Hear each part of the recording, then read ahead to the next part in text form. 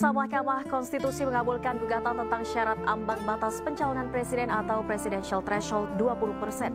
Selanjutnya, pasangan calon presiden dan wakil presiden bisa diusulkan oleh partai politik tanpa harus memiliki kursi di DPR.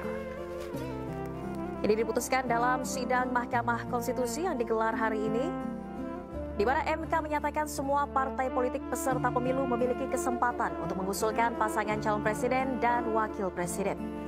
Putusan dibacakan oleh Ketua MK Soehartoyo terkait perkara nomor 62/PUU 23/2023 di Gedung MK Jakarta Pusat Kamis tadi.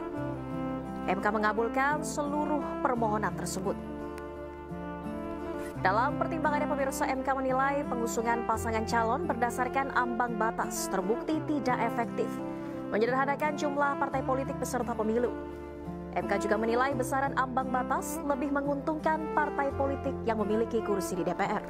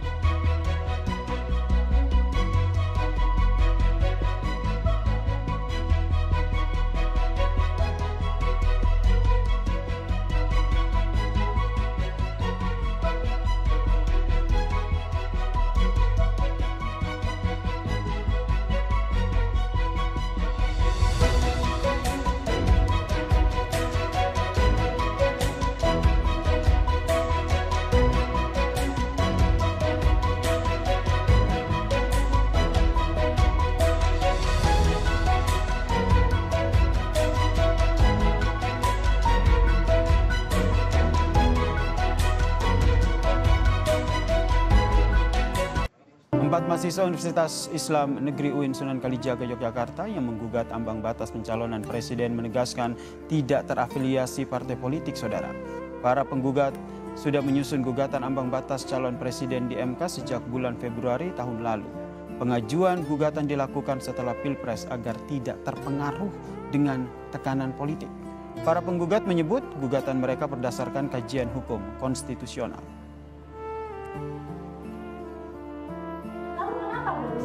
Lalu kenapa tidak sebelum Pilpres?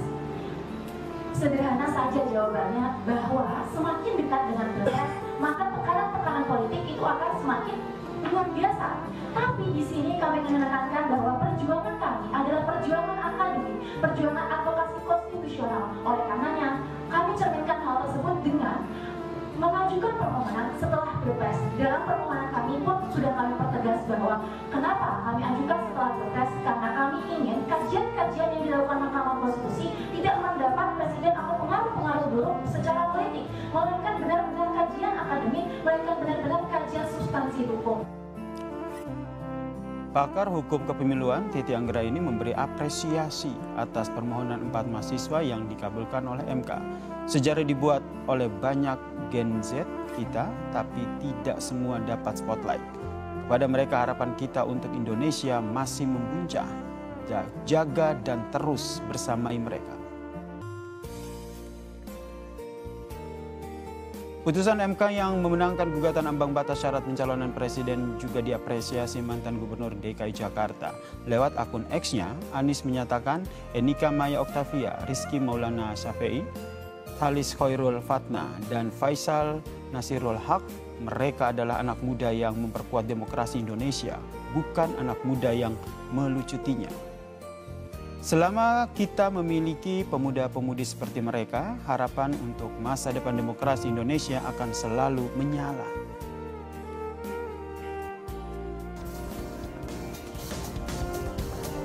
Putusan Mahkamah Konstitusi (MK) yang menghapus ambang batas pencalonan presiden dan calon wakil presiden atau presidential threshold 20% membuka peluang seluruh partai politik peserta pemilu bisa mengusung calon.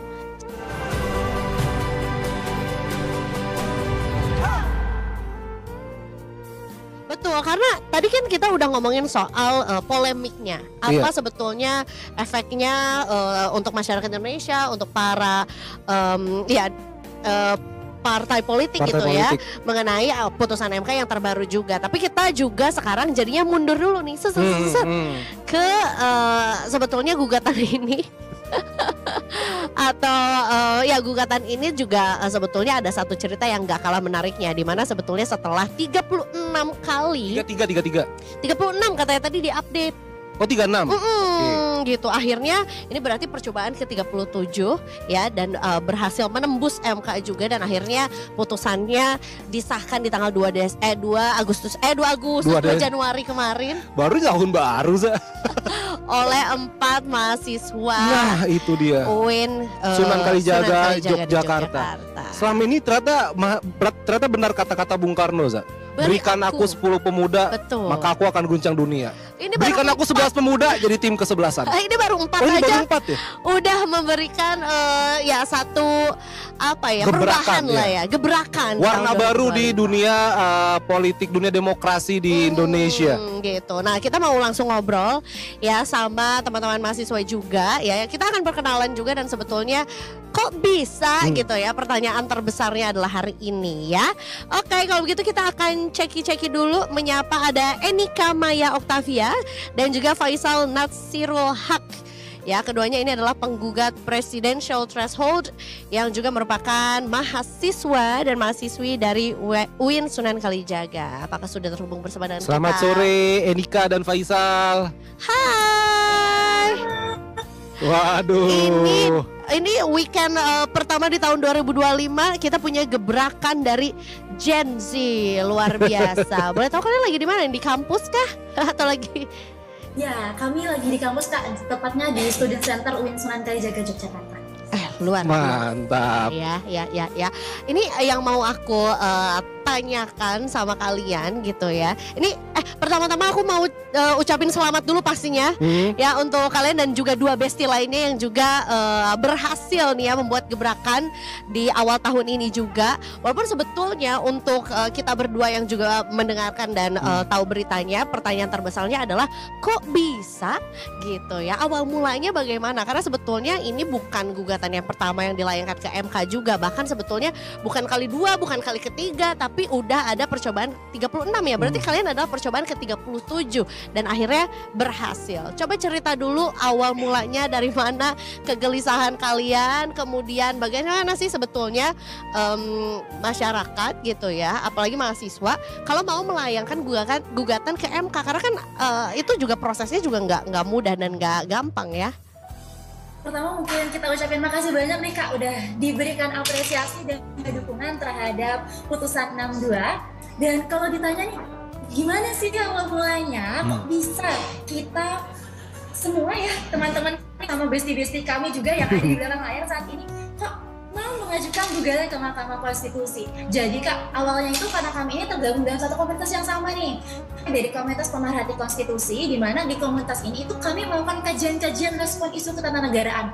Ya kayak mahasiswa umumnya ya Kak ya, yang suka banget membahas ketatanegaraan. Apalagi kita ini anak hukum, khususnya untuk kami semua ini, untuk saya dan 3 pemohon lainnya itu dari hukum tata negara, dan ini rekan saya juga dari ilmu hukum. Nah, dari sana kemudian karena kajian-kajian kami terkait dengan hukum tata negara, masih terkait dengan presidential threshold ini banyak, dan komunitas pemerhati konstitusi ini merupakan komunitas debat yang mosi perdebatan ketatanegaraan itu sering banget muncul Kak, terkait dengan penghapusan presidential threshold. Jadi kita punya draftnya nih, draft kajiannya. Akhirnya pada debat Bawaslu 2023 kami itu masuk final debat Bawaslu RI, dan mosinya itu presidential threshold.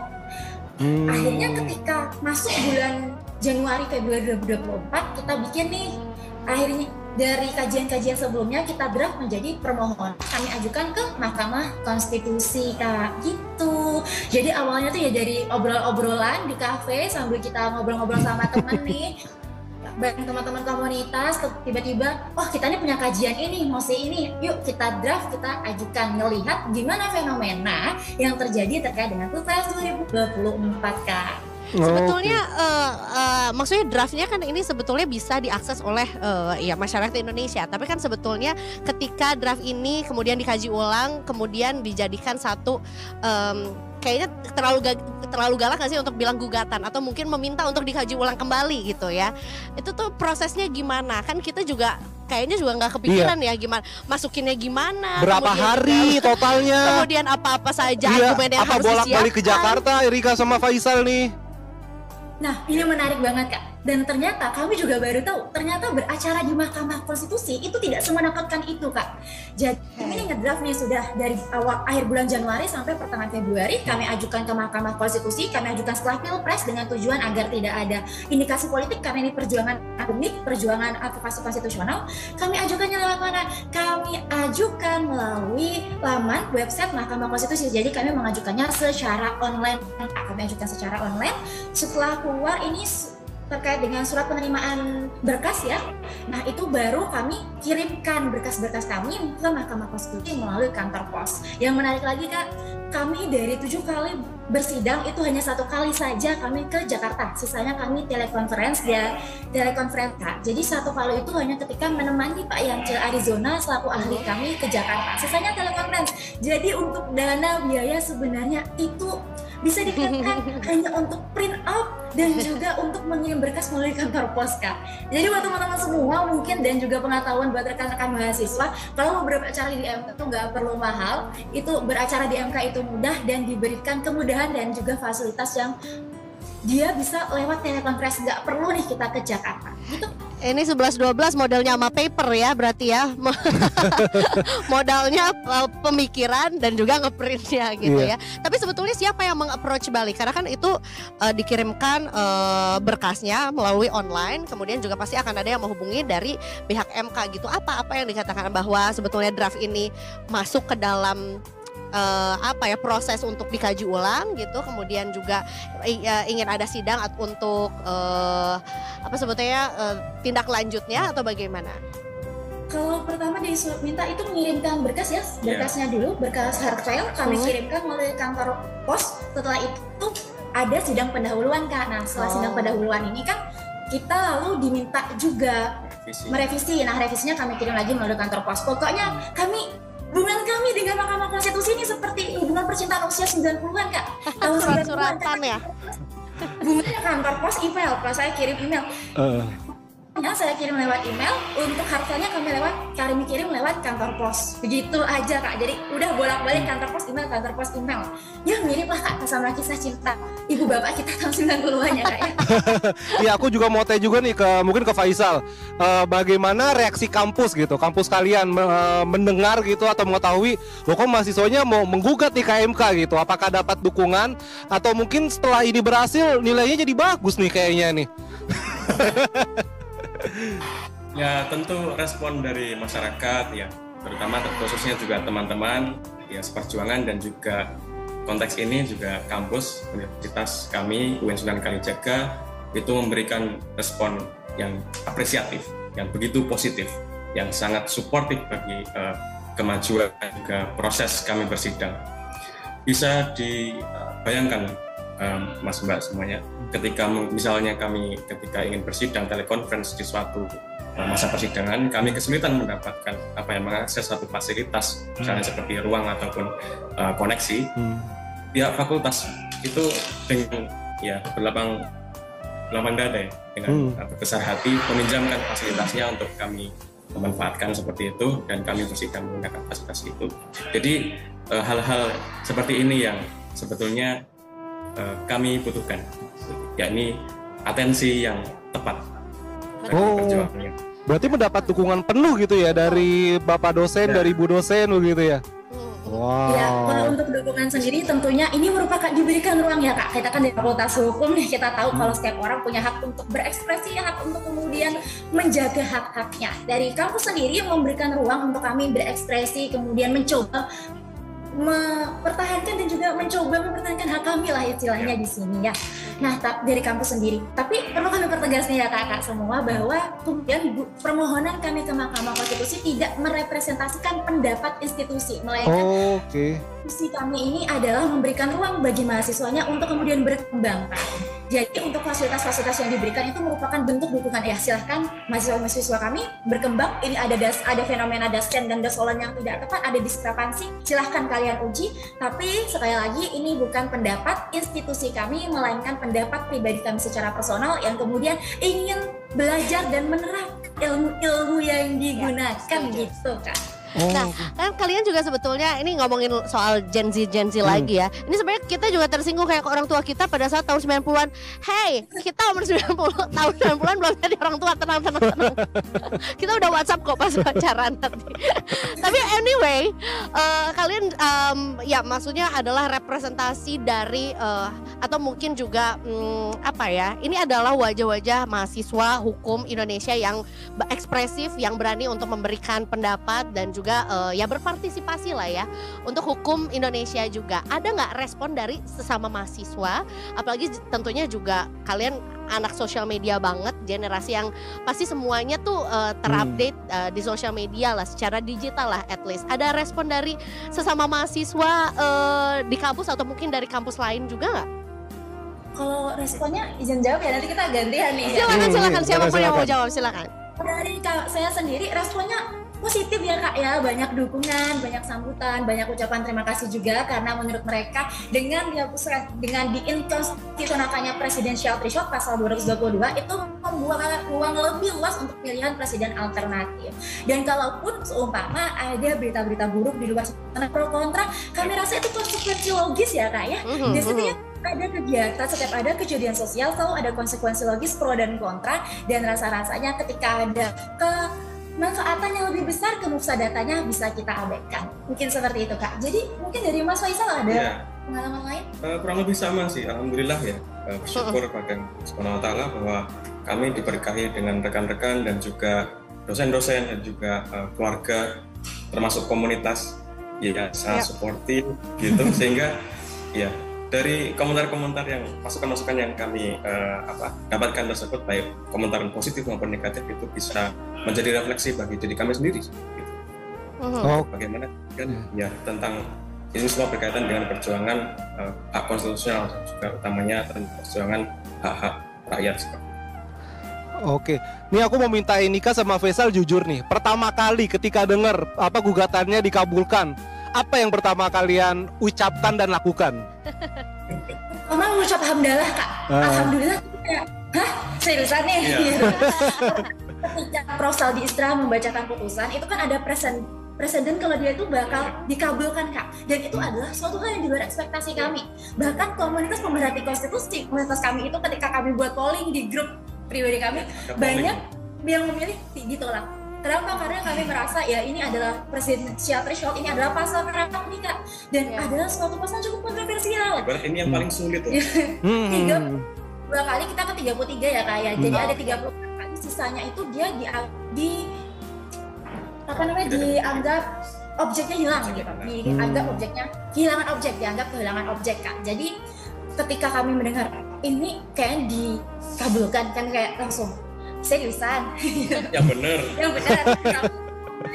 Karena artinya apa? Artinya 32 putusan sebelum kami, perkara kami diperjuangkan itu terakumulasi di dalam putusan ini yang kami perjuangkan dan kemudian diapresiasi oleh sebagian besar mahasiswa hukum, sebagian besar dosen-dosen, dan kami menyatakan ini adalah kemenangan bagi demokrasi kita, kemenangan bagi para aktivis demokrasi. Ya. Ini adalah kemenangan untuk rakyat. Ya, dan ini adalah inspirasi untuk judul skripsi minimal untuk satu angkatan nih ya. Karena nemu satu case. Ini jadi ya kayak berebut, oke kamu objeknya yang ini, kamu yang ini, tapi dalam satu case yang sama. Menarik.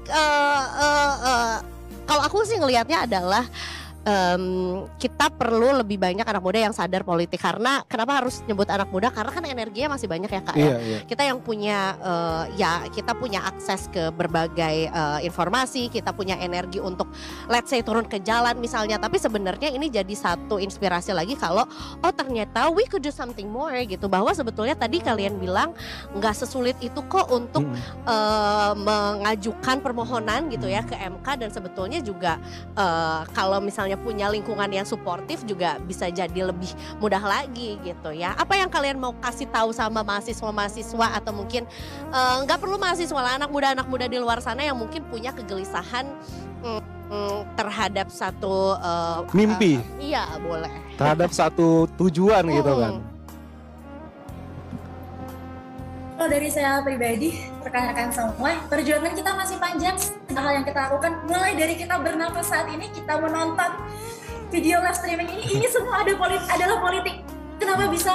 Karena udara bersih yang kita hidup sekarang itu dari keputusan politik yang tepat. Bisa live streaming seperti sekarang ini merupakan salah satu dari keputusan politik yang tepat, juga kebebasan berekspresi. Jadi rekan-rekan sekalian, jangan pernah takut untuk mengekspresikan diri kita dalam hal berpolitik, karena kita hidup itu penuh dengan politik-politik itu. Kita beli makan harga 12.000 itu sudah politik, karena pangan, sandang, papan itu semuanya politik. Jadi untuk rekan-rekan semua, perjuangan kita masih panjang. Mohon kita kawal demokrasi, mohon kita kawal negara kita. Entah kita posisinya suatu saat nanti bekerja di pemerintahan, bekerja sebagai orang-orang kerah biru, kerah putih.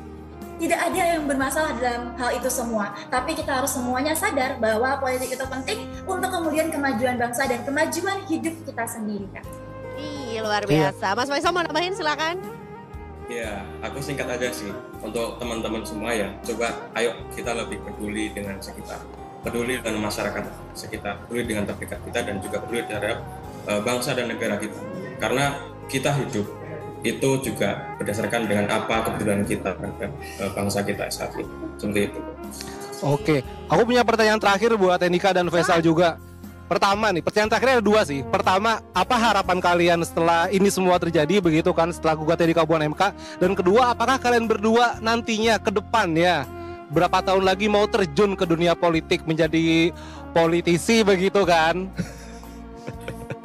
Oh, dari harapannya Kak, tujuan dari adanya permohonan kami tentunya positif ya.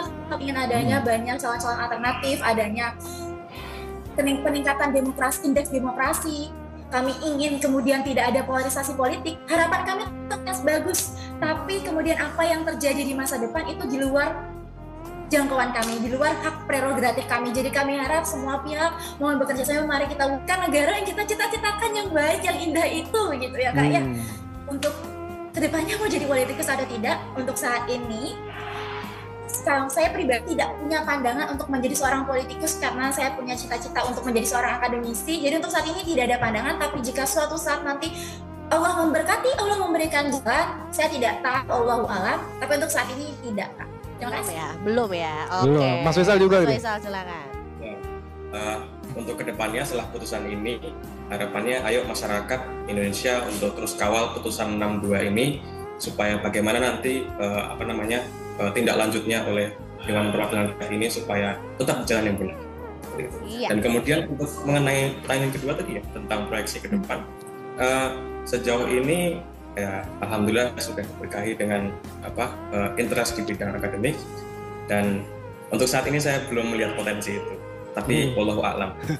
Enggak, soalnya kenapa gua tanya Za? Karena Enika Faisal ini juga sebelumnya sempat diwawancari media dan mereka bilang nggak ada sih kita mau jadi politikus gitu. Bahkan Mas Faisal bilang orang tua saya juga nggak ada yang politikus gitu, dan mungkin orang tua saya juga nggak tahu presidensial threshold gitu kan Mas ya. Kayak wah ternyata ini bener murni perjuangan begitu loh. Betul. Tapi tentunya sekali lagi kita ucapin terima kasih juga loh ya. Terima kasih mewakili banyak semuanya ya, bahwa kita punya harapan besar sama teman-teman mahasiswa juga yang sadar politik, dan mudah-mudahan ini juga memberikan virus yang positif juga untuk inspirasi. Kita. Betul, inspirasi juga untuk kita lebih paham lagi, lebih tahu lagi, dan lebih berani mungkin ya. Karena quote-nya mahasiswa kan itu Za. Perjuangan belum berakhir ya kan? Betul. Siap, terima kasih banyak Enika dan Faisal atas waktunya. Dan tentunya